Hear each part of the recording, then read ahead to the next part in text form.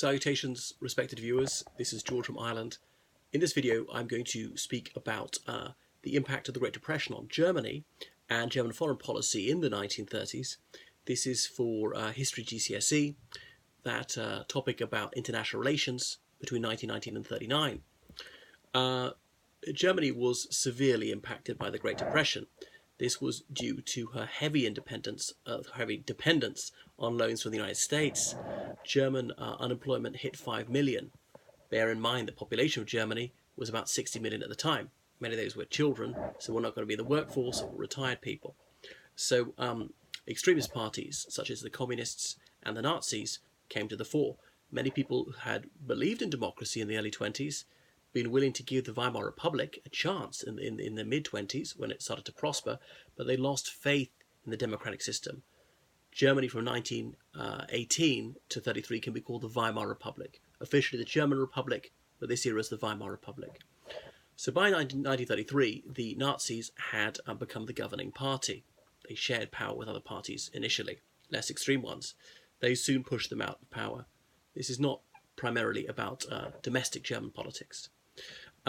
So the Great Depression was the major cause of the Nazis coming to office.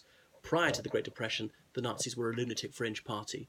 Within 4 years, they were in government. So Hitler was made Chancellor. That's the equivalent of Prime Minister. Hitler was hell-bent on pursuing an expansionist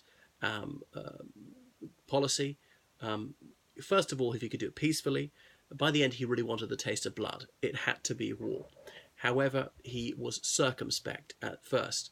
He tread cautiously because he was unsure how the French and British would react. He had to lift his country out of the Great Depression, but that appeared to be a minor consideration. The welfare of his people didn't feature for him. Hitler said that he was a mortal enemy of communists, the communists in Germany, and the only communist government in the world, that of the Soviet Union. He said that lying Jews all over the world were behind a conspiracy to ruin Germany. Of course, it was complete drivel, and his racist ravings should not be taken at face value. He totally falsely claimed that Jews controlled communism. Yes, there were Jewish communists, as there were many Gentile communists. He didn't claim it was a Gentile conspiracy.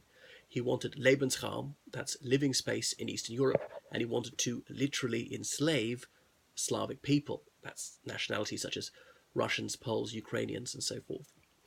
In 1936, France signed a defensive pact with the Soviet Union. The Soviet Union is Russia and most of her neighbours, the Ukraine, Belarus, Azerbaijan, Kazakhstan, so on. At that stage, it was 11 countries formed the Soviet Union. So Hitler responded to this Franco-Soviet military pact by moving German troops into the Rhineland and remilitarizing it.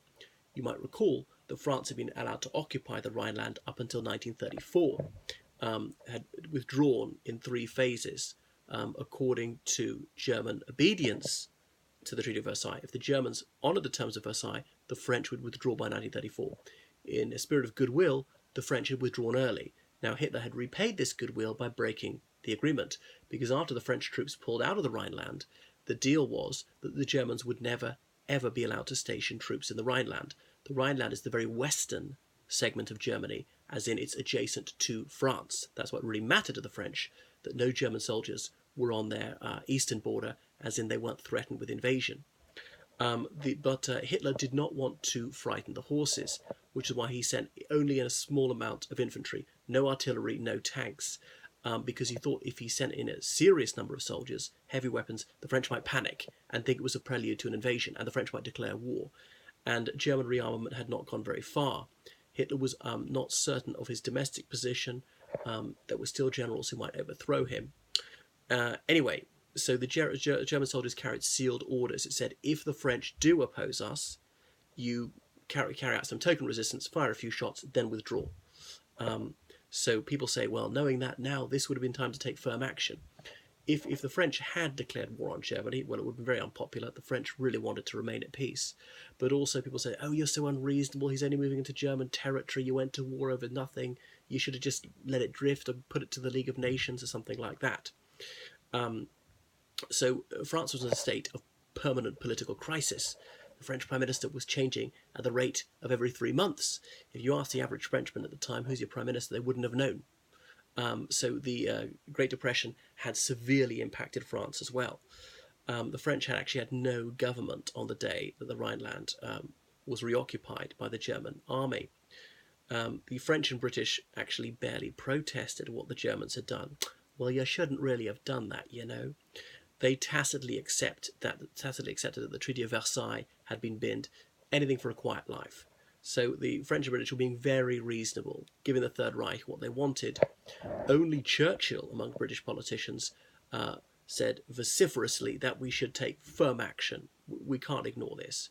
He was perceived to have had his day. He was a dinosaur, constantly ranting. His outright opposition to even autonomy for India seemed to show what a cranky reactionary he was, rather enjoying being a grumpy old man. People said, he's a warmonger.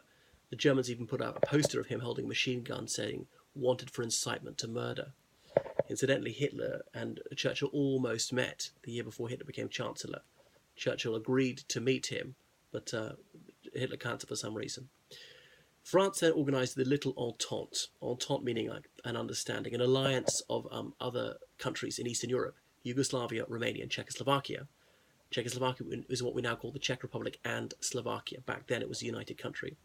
Yugoslavia is what we now call 7 different countries: Slovenia, Serbia, Bosnia-Herzegovina, Croatia, Macedonia and Kosovo. They would help each other if they were attacked by Germany. They also had defensive alliances with France. The French had a long-standing alliance with Poland. France had been an indefatigable advocate of Polish independence in the 19th century, despite the fact that this hacked off their allies, the Russians, because Eastern Poland was Russian territory. France was to let these countries down very badly indeed, as we shall see. But they felt they had little option but to cave into German demands over the Rhineland.